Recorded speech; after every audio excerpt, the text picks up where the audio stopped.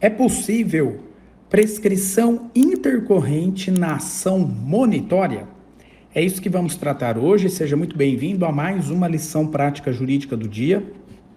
Hoje é a lição prática de número 92, de um total de 365. Diariamente nesse canal eu posto um conteúdo jurídico voltado a obter sucesso na defesa do executado ou como fazer para vencer o processo de conhecimento.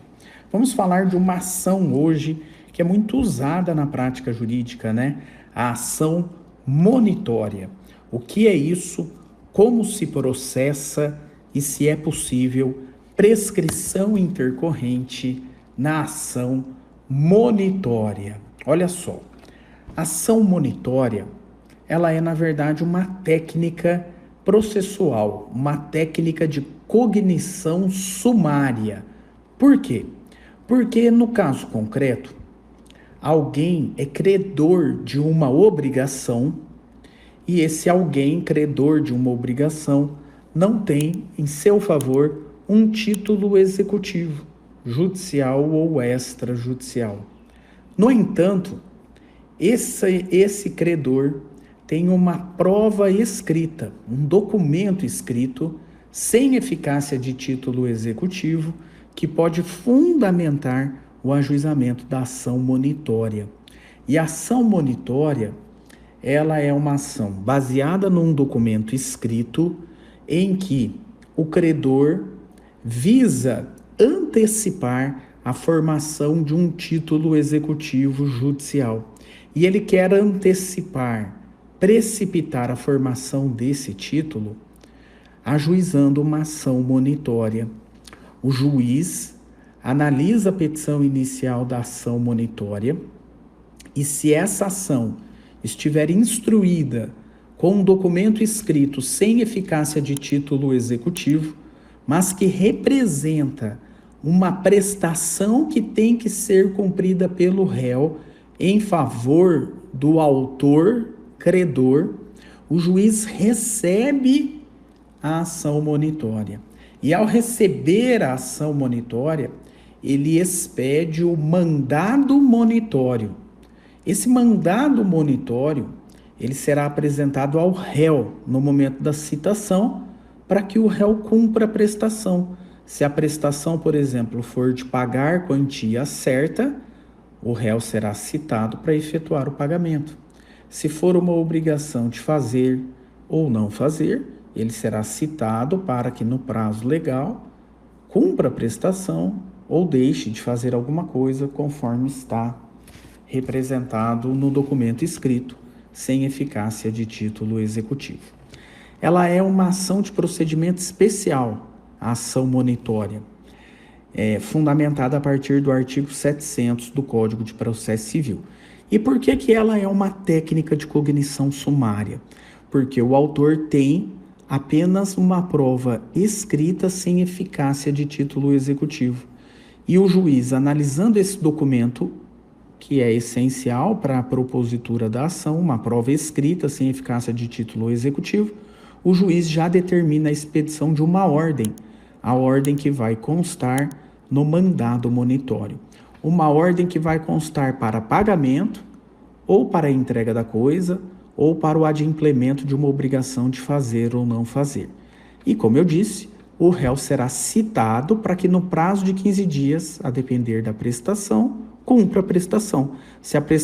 Se o documento for para pagar, ele será citado para efetuar o pagamento em 15 dias.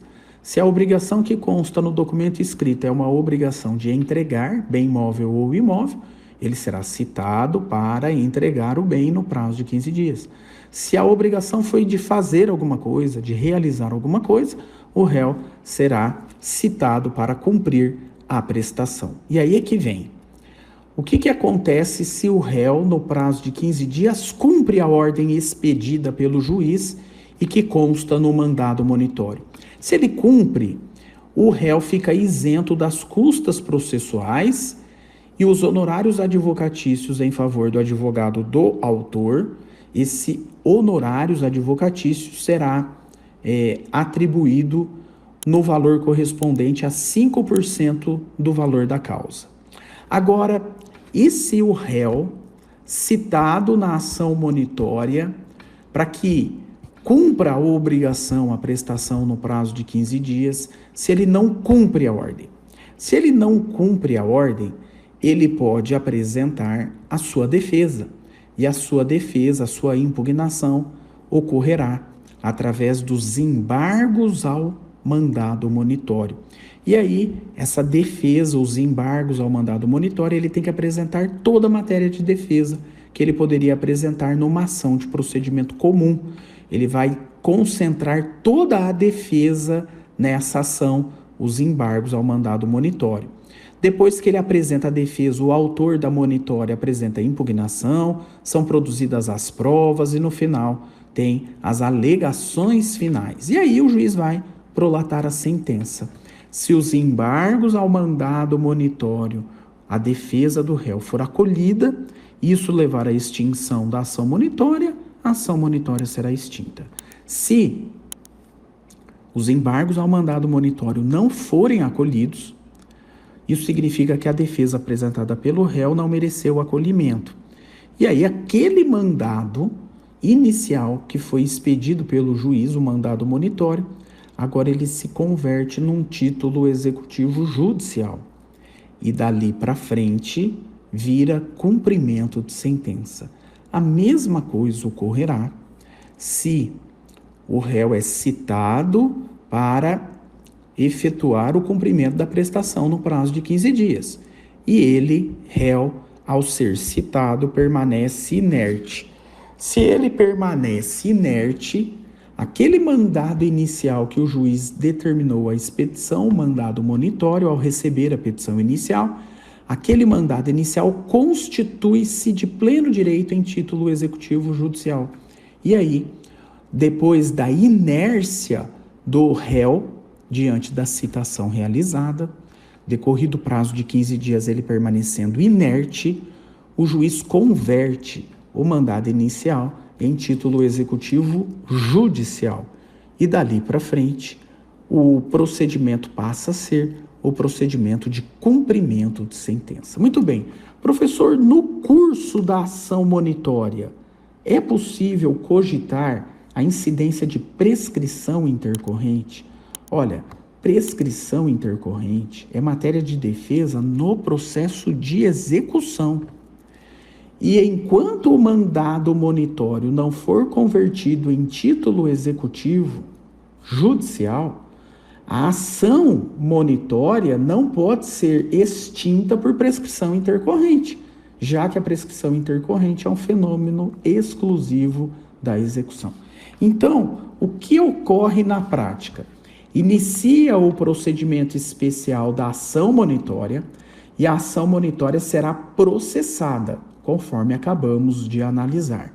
Somente depois de convertida em cumprimento de sentença ou diante da inércia do réu ao ser citado quanto ao mandado monitório, ou apresentando os embargos ao mandado monitório, os embargos forem julgados improcedentes, aí sim, o mandado inicial é convertido em um título judicial e depois do título judicial isso é convertido em cumprimento de sentença. Aí sim, se a monitória transformou-se na sua continuidade por não ter havido acolhimento aos embargos ao mandado monitório ou por não ter, decorrido o prazo de 15 dias, nesse caso, por não ter permanecido o réu inerte ou permanecido inerte nesse prazo de 15 dias, mas nesse caso não sendo apresentados os embargos ao mandado monitório, decorrido o prazo de 15 dias, o título vai ser, o título inicial, o documento inicial vai ser convertido em título judicial. E aí vai virar, vai transformar a ação monitória em cumprimento de sentença. Só aí, só depois que se transforma em cumprimento de sentença, é que é possível cogitar de prescrição intercorrente. Ainda assim, quando se transforma em cumprimento de sentença, agora caberá ao exequente indicar bens passíveis de penhora, se a obrigação aqui for uma obrigação de pagar quantia certa. Não havendo essa penhora realizada por inexistência de bem, onde haverá intimação do exequente, a intimação do exequente sobre a primeira tentativa infrutífera de penhora. Nessas circunstâncias, pode deflagrar o prazo da prescrição intercorrente.